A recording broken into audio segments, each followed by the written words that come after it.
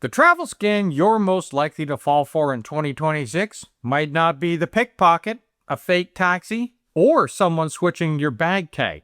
It might be a tiny QR code sticker. And the scary part is, you probably scan them all the time without thinking. At restaurants, parking meters, hotels, airports, train stations, QR codes have become part of how we travel. But scammers know that too. And when you're tired, distracted, or rushing in a foreign country, one fake sticker can send you to the wrong website before you even realize anything is off. So picture this. You sit down at a cafe in a foreign country, scan the QR code on the table to order your coffee, and everything looks completely legitimate. But what you do not know is that a fake sticker may have been placed over the real code.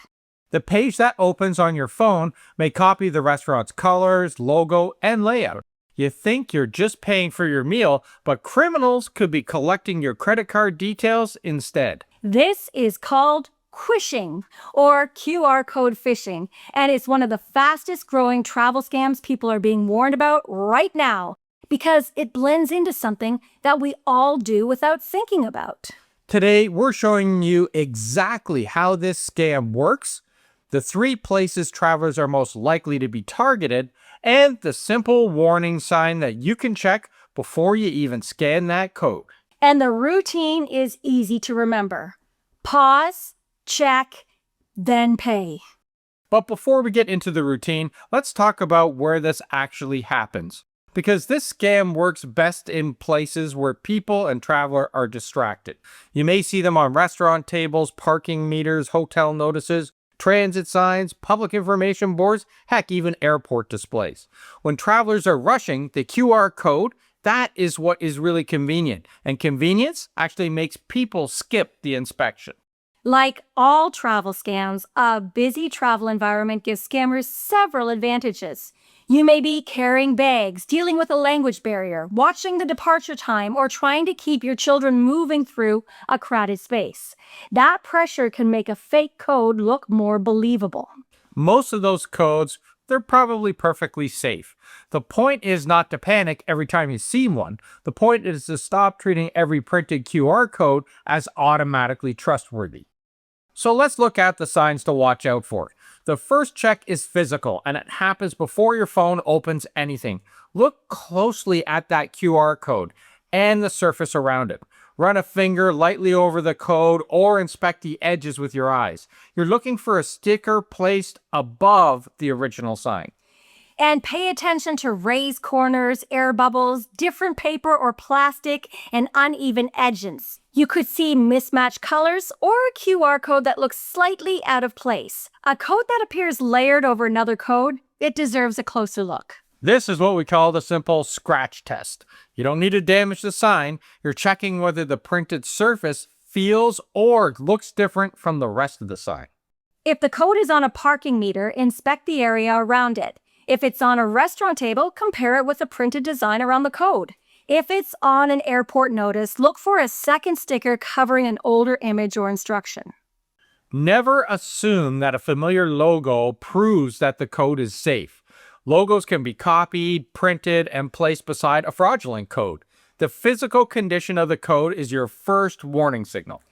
And if the code looks damaged, loose, layered, or suspicious, skip the scan completely.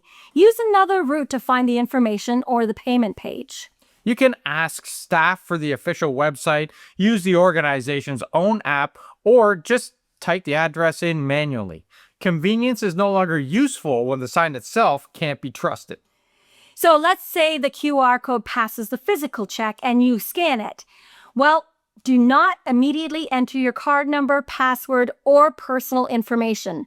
Read the web address first. If the link says you need to pay immediately or confirm something quickly, slow down. Take a breath. A few seconds of inspection is worth far more than the convenience of an instant scan. Look at the actual destination, not just the logo or page design. A fraudulent website may copy the appearance of a real company, but the address can reveal something that is wrong. Be cautious with misspelt words, unusual combinations of letters, extra words, strange extensions, or addresses that don't match the organization name on the sign. A familiar-looking page can still be hosted by a completely unrelated address. And travelers, we're especially vulnerable when we're paying for something quickly. A fake parking page may request your license plate, card number, or billing information. A fake restaurant page may ask you to create an account before showing you a menu or even taking payment. So take a moment and ask whether the destination makes sense. If you're paying a local parking authority, why is the address unrelated to that authority? If you're opening a hotel service page, why is the site asking for information that the hotel never normally requests or should already have? And don't rely on that padlock symbol alone. A secure connection can still lead to a fraudulent website. The question is whether you are on the correct website, not simply whether the page is actually secure. So if the URL looks suspicious, close the page. Do not continue clicking through warnings, pop-ups, or high-pressure messages telling you to act immediately. And never ever type sensitive information just because the page looks professional.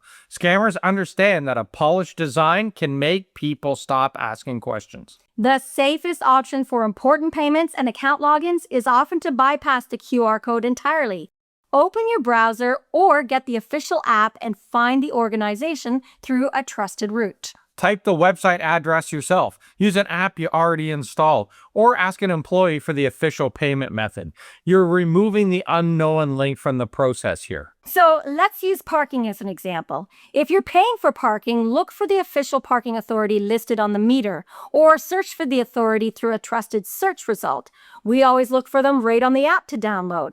If you're checking a hotel price, use the hotel's official app or type the hotel's known website manually. The key here is to avoid using contact details or links that appear only on that suspicious sign.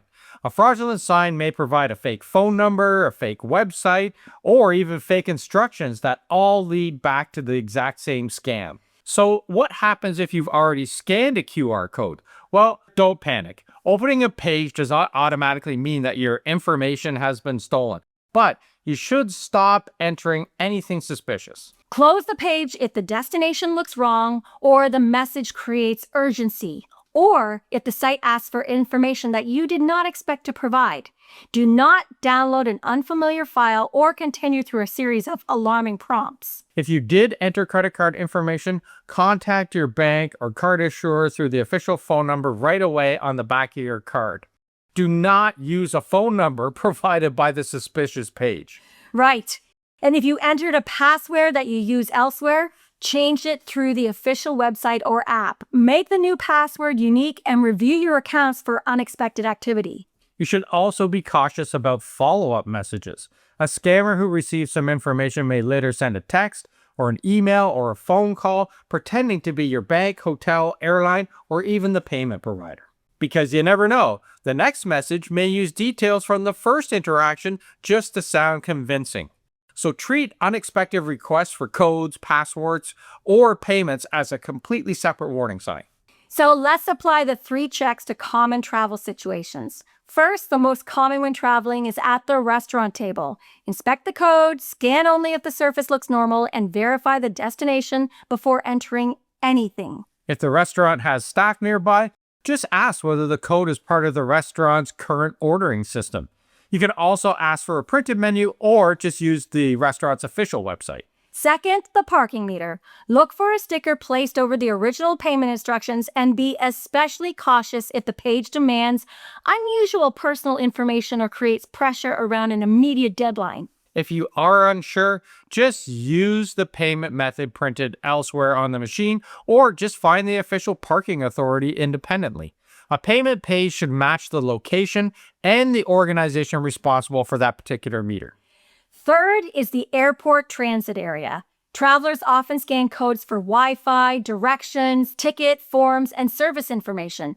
Airports are busy, and that makes people more likely to act quickly. And just use the same routine every single time. Inspect the code, check the destination, and use the official app or website when the information involves anything like payment, passwords, identity documents, or any personal data. So the moral of the story here is this. You don't need to stop using QR codes during travel, but you do need to stop treating them as automatic shortcuts to a trusted destination. A few seconds of inspection can protect you from a much longer financial and account recovery problem later. Now, we want to know what you think. Should airports, restaurants, and parking authorities be required to provide a second payment or information method besides that public QR code? Tell us in the comments what you think and whether you have ever scanned a QR code in a public place and what happened next. And if you liked it, help us out. Give it a like, a hype, and a share so other people can weigh in here as well. And share it with some people that travel regularly because this may